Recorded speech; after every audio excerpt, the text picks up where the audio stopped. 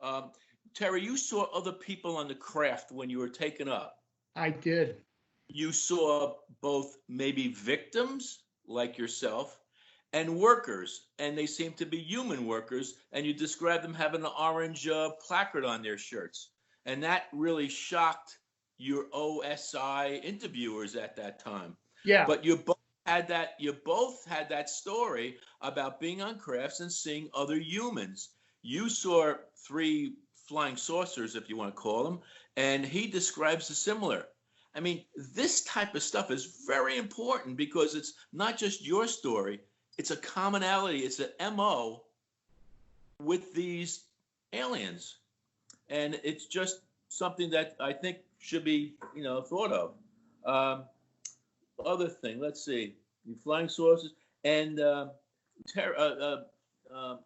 Doug, you had me read a book a few months ago called Voyage to Serpo, I think. They were taken to a planet with a number of suns where it never got dark. And Terry, you quote that as where those people came from in your book. You quote a planet with no night. I guess vegetation grew 24/7. And again, it's just another curiosity. I like to connect things, and it just a number of things connect with your book and a number of books. So, hey, Calvin, I don't want to interrupt you, but Calvin Parker and I were talking recently, and we had a whole bunch of similarities.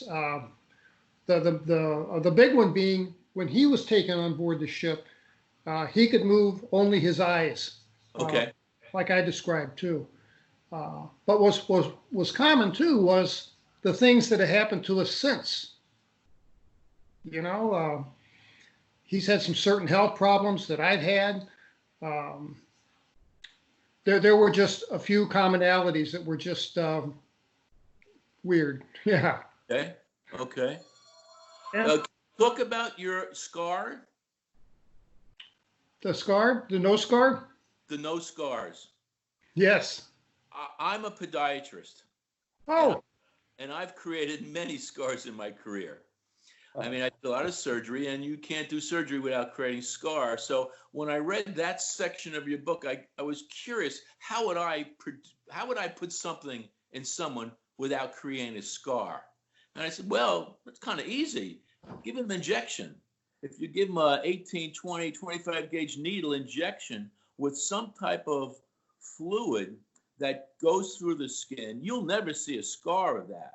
And if you put that injection into the tissue, it might, we're talking about aliens who have some profound, abilities to do things because they're here.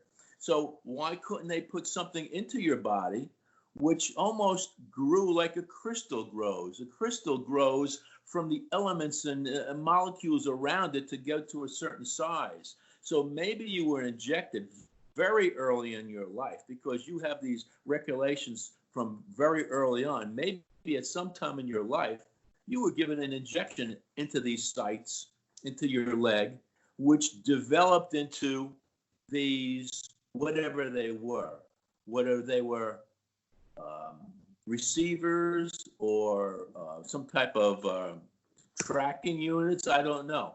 But, that was my thought as how it could be made. Interesting. And that I was told that when I ran, and when I used to be a runner, and Right. I would that spot that would go numb, that was a histemic reaction. Does that sound right to you? You said in the book you had a Baker cyst, and they're pretty common. So neuropathies can develop from a number of things, and it's most likely not the devices that you had in your legs at the time. I would think it could have been a lower back condition. Something somewhere else might have instigated in that minute little spot that you described in your book. It wasn't, your whole leg wasn't numb. It was just that one area that Yeah. became numb. So, and it might not be related to that device unless that device was close to a nerve that innervated that portion of your skin that would have given you that numbness that might have developed over time since you had it for a long time. Yeah. So, that's a possibility. And so on. Aren't they all sort of like abstract, almost junk looking things like you would think maybe some symmetry or some nice shape that the aliens put in you that you could identify and go, oh, look at that, like a perfect triangle or a perfect pyramid. They're all like sort of like, they all look like kind of a nothingness. Is that true? Well, I can tell you what I heard from Daryl Sims from Houston, who worked with Roger Lear and has a collection of things removed from human bodies, and backstories for each one of them. And most of the stuff I saw looked like a pellet, but it wasn't a perfect globe or a sliver of glass. It was just, looked like it'd come out of the like washed up on the beach where it'd been like frosted looking and all the sharp edges gone, but looked like glass. I got the hand of that. And yeah, you're right, Doug. They didn't have symmetry. They didn't look. They look something more that like would come into your body by accident. Do you think that's why they look like that? In other words, do you think it's possible that whatever they are, they all look like washed up junk, so that you may, theorize, I fell somewhere, I jammed it in my foot somewhere, something like this happened to me at some point, like the way you get a splinter. Whereas if they had some sort of more advanced looking symmetry, they would raise more suspicion to, in an X-ray or to want to get them out or something. I don't know. I don't think we're even close to understanding the technology. If they are foreign bodies put there by some entity, I don't think we have any clue as to what the importance of their design is, except their function. If they function the way they're supposed to function, whether conducting information outward or receiving information to you, Terry, I think that's all we can really fathom, because how do we, if somebody looked at a computer that we have in our hands now 1,000 years ago, they would see symmetry, yes, but they would have no idea what the hell the thing did. So I don't know if we can evaluate something just based on the lack of symmetry or something that's so familiar to us that you would think would be logical to us. I think it's just so off-worldly, profoundly engineered that we're not capable of understanding it. Yeah, Walter, you have anything you want to add at this point, or? Well, I think you're right. We're form follows function people as humans, and I got a feeling that form and function are two completely separate processes for ET friends. But I'll tell you something. I was looking at your X-rays and the bodies that they were showing in there and whatnot.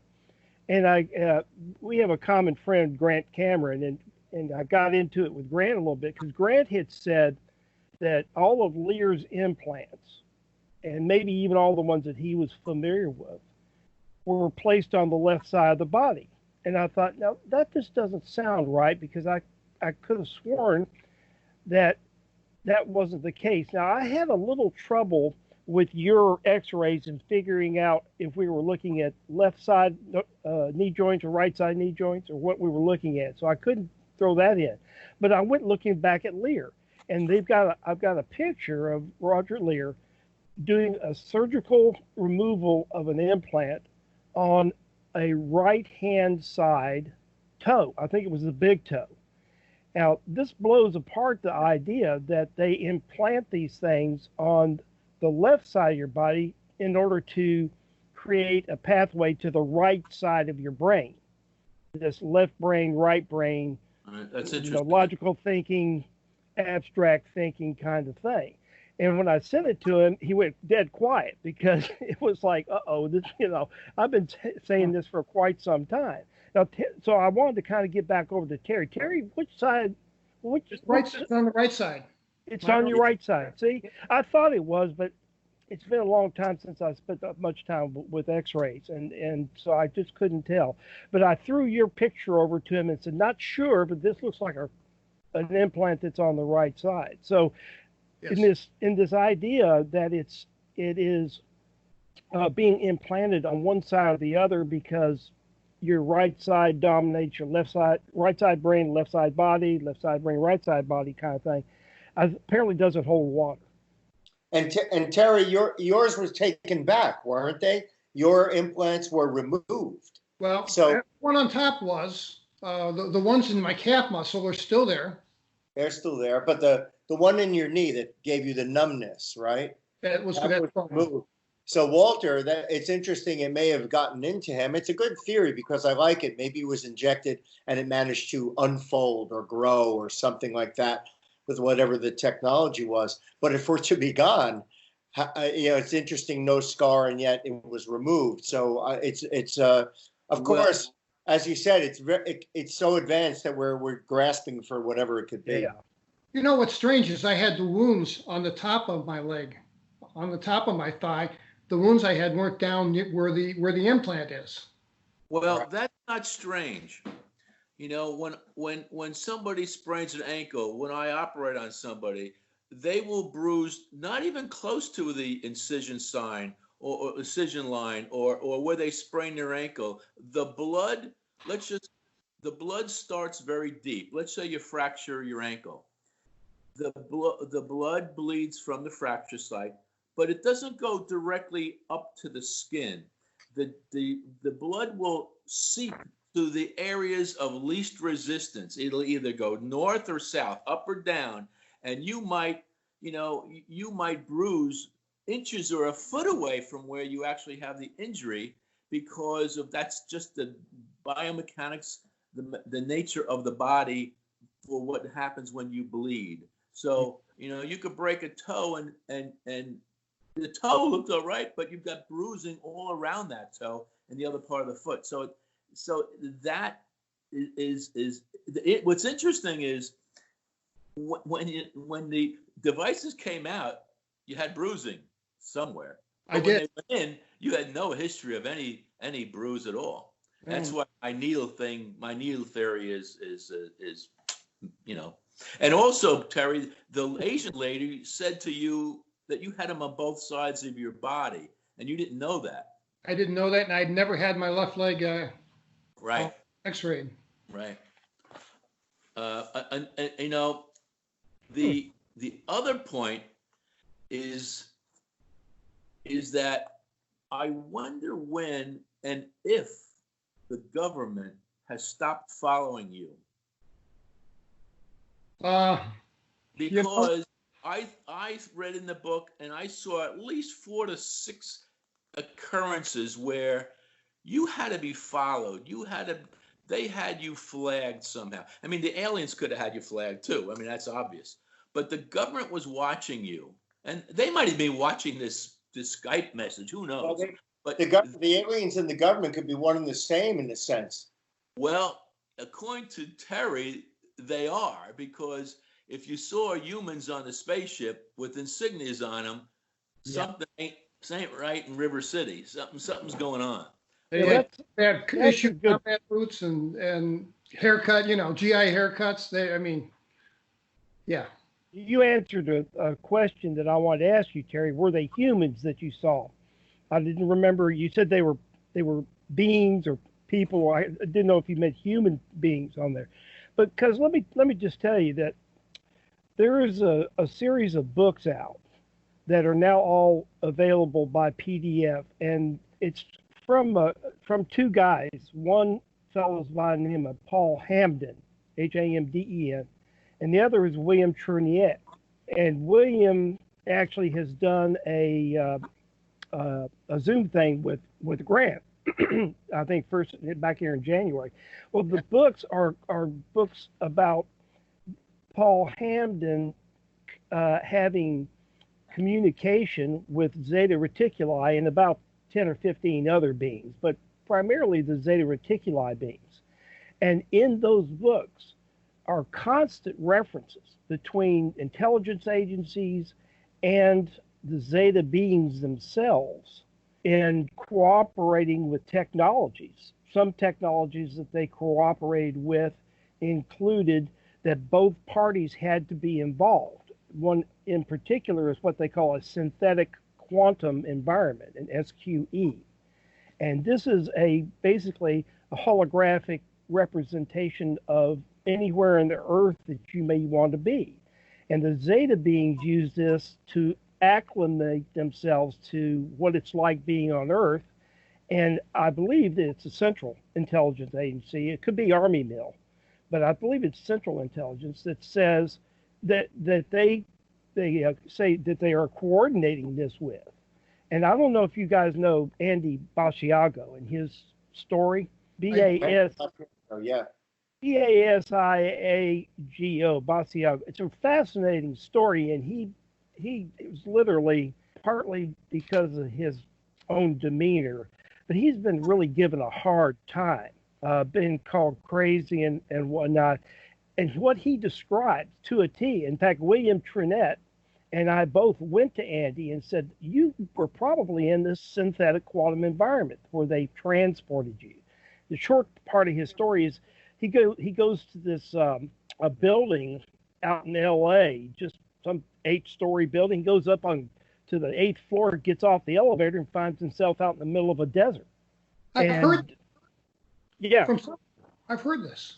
Yeah, and he's had several come forward and corroborate that were involved in this. And his particular handler happened to be the fellow that just recently died, that was the CIA guy that was Hunt. Yeah, it was E. Howard Hunt's brother. I think it's Clifford Hunt, who was the handler for Basiago. And he's had several people come forward, but his story came out probably, I want to say 2000-ish, and it was so far ahead of its time that people just blew him totally off. But I will be happy to send you both the PDFs from the Zeta Reticuli series. Yeah, and the Basiago stuff, because I'm actually writing a little bit of an article on him, because I'm trying to exonerate the guy a bit, because there's just too much corroborating evidence for this human extraterrestrial interaction. So when Terry, I saw or heard you talking about those beings on the ship, the first thing I thought about was, there we go right there. Here is another example of extraterrestrial and human interaction at a high technological level, which includes being on their ships. Yeah, he does. And he was part of the Disclosure Project with Greer when they were in the press club in Washington, D.C. Yes, I met. With everybody lined up. He's got a long ponytail. He's from the West Coast. Yeah, gray hair. And yeah, I did his I actually did his portrait. It's on the wall. It's on the wall here. We became good friends, and he was very impressed with the fact that I added him to my whistleblower series. And I guarantee you, if I was still doing it, I think the three of you would be up there too. But so he Walter, I want to hook. In fact, I want to hook everyone up to Dan Willis. Dan was a Navy guy. Dan was on the way he got into this was he intercepted radio communication between the ships of a ship taking off out of the ocean. It was like amazing. Everybody saw it. They witnessed this underwater UFO take off and shoot up into the sky. And Dan intercepted it, and then Dan became part of that whole disclosure group that was in Washington, D.C., and they all believed that the entire story was going to be on the 6 o'clock news. That's how much there were cameras everywhere. They were following it, the whole thing, and it got covered up. But Walter, what reminded me to talk to you about is Dan is a very, very big supporter of Basiago or Basagio, whatever you call him. Okay, he told me, no, Doug, this is real. He knows him. He knows that circle of people.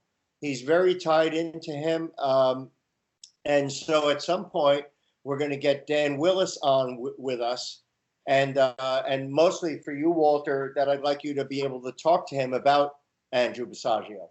I'd love to do that. Matter of fact, I'd like to reach out to Andy. It's Andy Basiago, and I'd like to reach out to see if he'd come on too, because he's been so pushed out of the picture because some of it's by his character. He's a lawyer, and he's very bright. He's got a PhD, and he does not come across as any dummy, but yet his poor story's just been absolutely dropped. And if we, could bring him in and have him as part of the conversation, that'd be great. But Dan Willis, that'd be great. Bring him on too.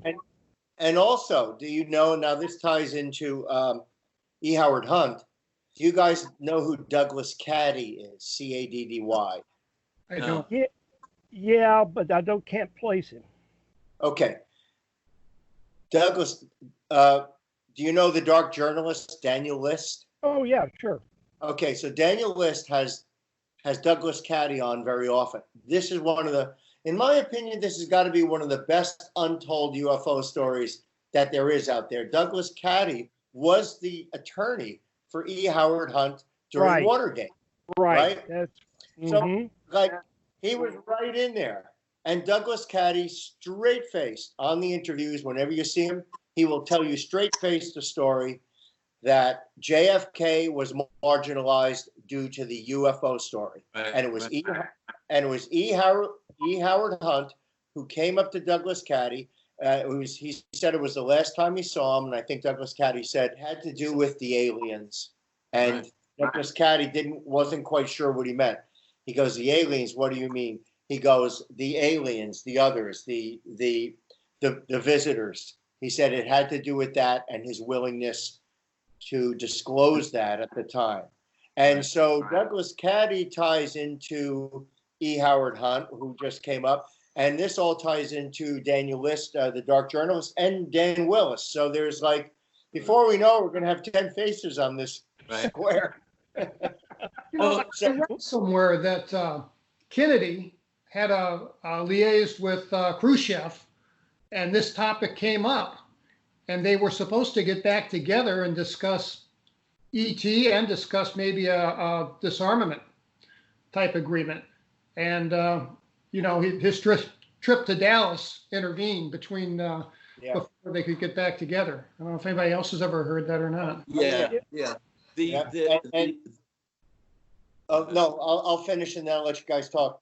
Yes, without a doubt, that was going on, and it was when Kennedy made that talk that he wants to do a joint space venture into outer space with the Russians. Yes. And that talk about secrecy, the very word secrecy is repugnant in a free and open society. When he gave that talk, he was trying to get around that military-industrial complex that Eisenhower had talked about. He was trying to get around that and break it.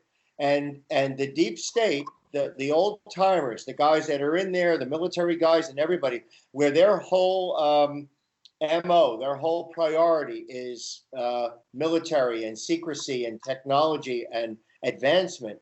They don't want a 4 or 8 year term politician coming in and ruining the entire thing. They want to kick that game down the road and keep that going. That's why, from what I understand, and I'm sure you guys could tell me better, the clearances for people above the president are very, very, there are a number of levels, 10, 12, 15 clearances above the president, because they will be there for life. The presidents come and go. So that's what I've heard about it. I want to ask Terry, I watch the shows, UFO disclosure, alien stuff, this and that. They talk about the Betty and the Hills. They talk about Stryber once in a while, maybe Robert Hastings, but they never mention Devil's Den. I've never seen Devil's Den incident mentioned on any of these shows. I don't know why. Well, you know what? I didn't tell the story until March 10th, 2018. So there's been shows since then on it, updated shows, but it's never mentioned. And it's such a profound, believable story to me. I mean, it's just right up their alley, but it's never been mentioned. And Linda Moulton Howe interviewed me in about 6 months after I put the book out. Okay. Hey, she impressed me in that because I had a whole bunch of people interview me, and she's the only one that wanted to see my DD-214 showing that I was stationed at Whiteman, my undergrad transcripts, my law school transcripts, my appointment as an assistant AG, all this stuff she wanted to see paper copies of. And I'm like, sure, I got nothing to hide. But she would not talk to me at depth or put me on her show, Earth Files, until I supplied that documentation. I respect that a lot. Yeah, yeah. Speak for yeah. Oliver. Well, I guess what's his name wouldn't have been able to do that with her. Who came out in 1989? Who was that? Bob Lazar. Element 115. Bob Lazar. Bob Lazar. He wouldn't have had any proof for her, I guess. Yeah. You guys mentioned earlier the Men in Black, and I'm interested in a lot of channeled material, and I'm a big fan of Daryl Anka, who also channels an entity called Bashar. And I have just tons and tons of his stuff. And one of the things that Bashar said during a session about the Men in Black, which I thought was interesting, was he said they originally, and this goes back to this cooperation, this linkage between human and extraterrestrial. And what he said is that the original Men in Black were gray aliens, and they were trying to get out ahead of this leaking story about this cooperation, extraterrestrial beings, and all these things that we're saying maybe we don't know enough about to know anything about. And that later on, because they were so successful in getting people to cooperate with their agenda, which is shut the fuck up, that they were so successful that humans, one of the intelligence agencies, there were several of them, started to just basically mimic the Men in Black. So we went from the origin of the Men in Black being extraterrestrials. And you'd have to say, well, they've got to have told some human beings that they're doing this. Otherwise, this stuff could come back to haunt everybody. Right. And the fact that there's this cooperation, and later on, they took this Men in Black as a successful operation and threw it into one of the intelligence agencies and actually started sending humans out as the MIB.